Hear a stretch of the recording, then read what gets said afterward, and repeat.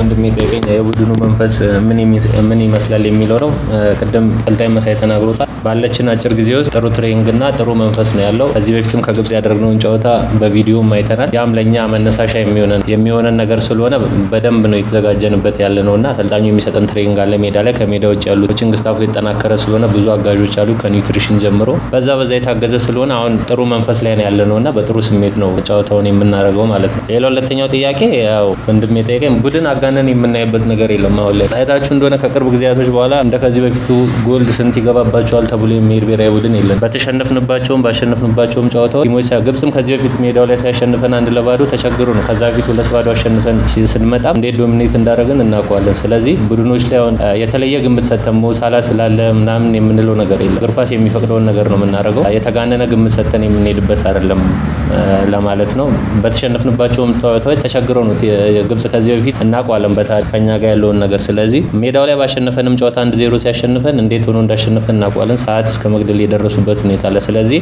ያኔ በነበረው ነገር ድሮ በነበረው ነገር ስለማይሆን ለኛም ሜዳው የሚፈቅደውን ነገር ለማድረግ ነው የምንሄደውና የተለየ ግምት እንሰጣቸው ይላል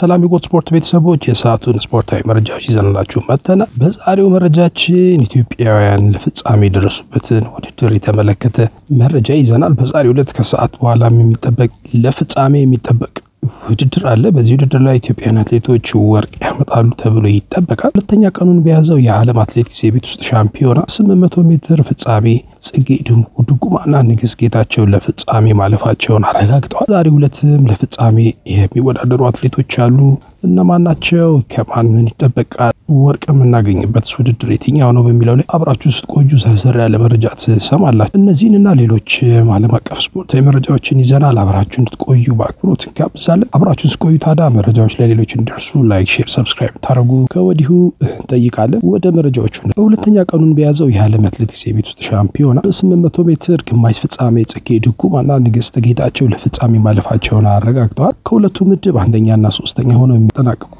አትሌቶች ለፍጻሜ የሚደርሱበት ማጣሪያ ምድብ አንድ ላይ የነበረችው ጽጌ ድጉማ በበላይነት አጠናቃለች በ2024 በግላስጎ በተደረገው የዓለም የቤት ውስጥ ሻምፒዮና የወርቅ ሜዳሊያ አሸናፊ ጽጌ ድጉማ 2 ደቂቃ 3 ሰከንድ 85 ማይክሮ ሰከንድ በመግባት ነው ለፍጻሜ የደረሰችው በዚህ ምድብ የነበረችው ንግስት ጌታቸው ሁለተኛው የፍጻሜ ተፋላሚ መሆኗን አረጋግጣለች በመሆኑም ነገ በሚደረገው የ800 ሜትር ፍጻሜ ውድድር ኢትዮጵያ በሁለት አትሌቶች የምትወከል ይሆናል በሌላ በኩል ኢትዮጵያ ለሜዳሊያ የምትጠበቅባቸው የፍጻሜ ውድድር ዛሬ ይካሄዳል በቻይና ናንጂንግ ከተማ የተካሄደ ባለው 20ኛው የዓለም የቤት ውስጥ አትሌቲክስ ሻምፒዮና ኢትዮጵያውያን አትሌቶች የሚሳተፉባቸው ሁለት የፍጻሜ ውድድሮች ይካሄዳሉ ሻምፒዮናው ዛሬ ሁለተኛ ቀኑን ይዟል ከቀኑ 8:15 ላይ በሴቶች የ3000 ሜትር ፍጻሜ አትሌት ብርቅያ ሎምና አትሌት ፍረወይኒ ኃይሉ ይሳተፋሉ በፍጻሜው ከ9 ሀገራት የተውጣጡ 12 አትሌቶች ይወዳደራሉ አትሌት በሪው አረጋዊ አትሌት ጌትነት ዋለና አትሌት ቢኒያም ማሪ ቀኑ 8:33 በሚደረገው የ3000 ሜትር ወንዶች ፍጻሜ ኢትዮጵያን ወክለው የሚሳተፉ አትሌቶች ናቸው በውድድሩ ላይ ከ10 ሀገራት የተውጣጡ 14 አትሌቶች ተሳታፊ ይሆኑበታል በዚህ ውድድር እንግዲህ ኢትዮጵያ ወርቅ ሜዳሊያ ታገኛለች ተብሎ ኦዲዮ ግምት የተገኘ በሌላም በኩል ቀደም ያቀርብኩላችሁ የ800 ሜትር የሴቶች የግማሽ ፍጻሜ ያለፉ ጽጌ ድጉማና አትሌት ንግስት ጌታቸው በነገው ለሚያደርጉት የፍጻሜ ውድድር ኢትዮጵያ የወርቅ ሜዳሊያ የሚጠበቅባቸው ውድድሮች ናቸው በዚህ ውድድር ላይ እንግዲህ ኢትዮጵያውያን 14 አትሌቶች ናቸው የሚሳተፉት ነገው ዕለት ሲጠናቀቅ በርካታ የወርቅ ሜዳሊያ ከነዚህ አትሌቶች ይጠበቃል በርግጥ ከትላንትና ዕለት በተካሄደው አንድ ውድድር አትሌት ውድድሩን ሳያልፍ ቀርቷል ከዛ ውጪ ሴቶችም ይሁን በወንዶች ጥሩ ተስፋ እየሄደ ነው የሚገኘው ስለዚህ ዛሬ ከሰዓት ጀምሮ የወርቅ ሜዳሊያ የምንሰማበት ቀን ይሆናል ማለት ነው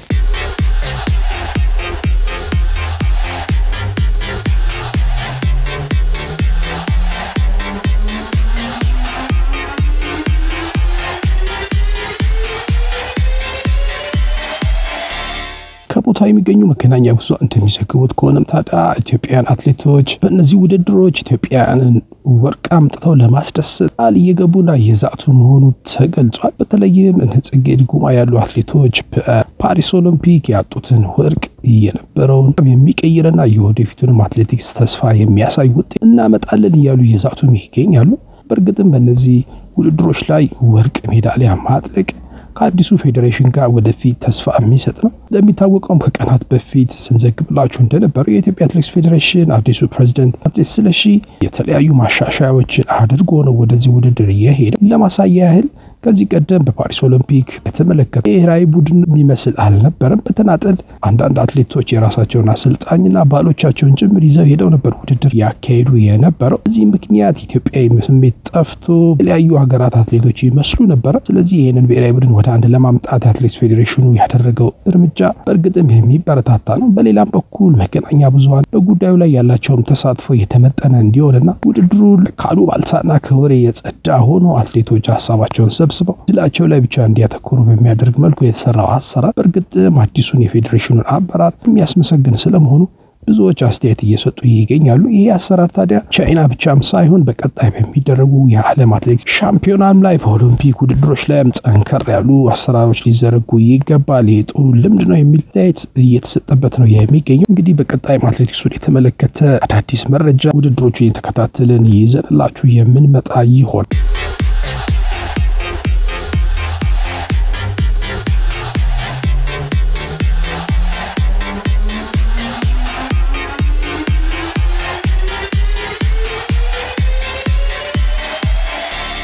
ወደ ሌላኛው መረጃችን ስናልፍ እንግዲህ ትላንትና በተካሄደው የ26 የዓለም ዋንጫ የማጣሪያ ጨዋታ ዋሊያዎቹ በግብጽ ተሸንፈዋል። በዚህ ጨዋታ የኢትዮጵያ ብሔራዊ ቡድን በግብጽ 2-0 የተሸነፈው በሞሮኮ ቪዛውላ ስቴዲየም ሌሊት 6 ሰዓት ላይ በተደረገው የምድቡ 5ኛ ጨዋታ ሊቨርፑል መሐመድ ሳላህና የዛማሊኩ አጥቂ አህመድ ዚዙ ግቦቹን አስቆጠሩ። ሁለቱ የአፍሪካ እግር ኳስ ኮንፌዴሬሽን ካፍ መስራች ሀገራት በታሪካቸው ለ18ኛ ጊዜ የተገናኙበት ጨዋታ ፈረኖቹ አሸናፊነት እየተጠናቀቀ እንግዲህ በቀጣይ የብሔራዊ ቡድኑ ዕጣ ፈንታ ተስፋ ያለው አይመስልም። 5ኛ ደረጃ ላይ ነው ከምድቡ የሚገኘው። ምንም ጨዋታም አላሸነፈም።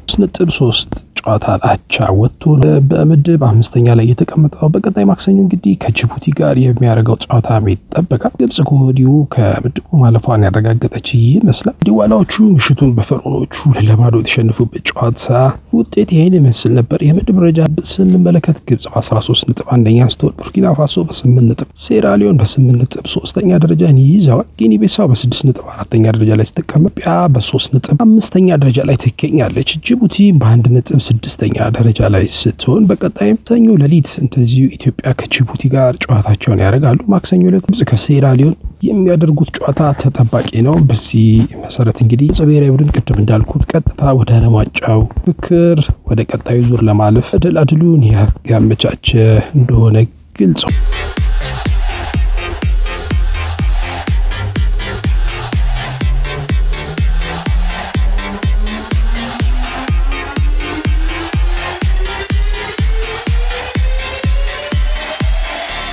ወደ ውጪ የመረጃዎቻችን እናልፋለን። በኔሽንስ ሊግ ትናንትና ሁለት የተለያዩ ጨዋታዎች ተካሂደዋል። ዛሬም ውድድሮቹ ይቀጥላሉ። የእንግሊዝ ብሔራዊ ቡድን አልቤኒያን ብዙም አሳማኝ ባልሆነ አውት ነው አዲሱ አሰልጣኝ ጋር ውጤት ማስመዝገብ የቻሉት። ብዙ ተጫዋቾችም እንግዲህ ሙከራ ተሰጥቷቸዋል። አንዳንዶቹ ድላቸውን ሲጠቀሙ እንደ ማርከስ ራሽፎርድ ያሉ፣ ፎደን ደግሞ ብዙም ብቃታቸውን ሳያሳዩ ነው ከውድድሩ የወጡት። ቋሚነት ከዚህ በኋላ እድል ይሰጣቸዋል የሚለው ደግሞ እያነጋገረ ነው የሚገኘው። ቶማስ ቱኸል እንግዲህ እንግሊዝ ብሔራዊ ቡድን እጅግ በርካታ ከዋክብትን የያዘ ቲም እንደሆነ ይታወቃል። ስለዚህ የእሳቸው ኃላፊነት እንግዲህ ከነዚህ ከዋክብት ምርጡን 11 መምረጥ ነው።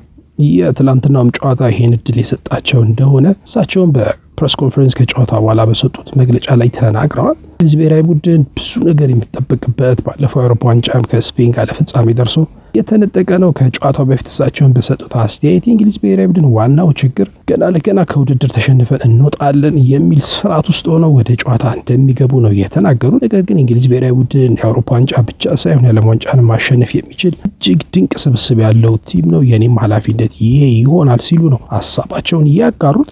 በርካታ እንግሊዛውያንም እንግዲህ ተስፋቸውን በጀርመናዊ ቶማስ ቱኸል ላይ ጥለው ነው የሚገኘው። በቀጣይ እንግዲህ የዓለም ዋንጫው ላይ ምን አይነት ብቃት ያሳያሉ፣ በሂደት ውስጥ ምን አይነት ቲም ይገነባል፣ ምን አይነት ጨዋታ ይኖራቸዋል የሚለውን አብረን የምንመለከተው ነው የሚሆነው። በሌላም ጨዋታ ፊንላንድ ከማልታ ባደረጉት ጨዋታ ፊንላንድ 1-0 አሸንፏል። ፖላንድ እንደዚሁ ሊቱዌኒያን 1-0 በማሸነፍ ጨዋታውን አጠናቋል።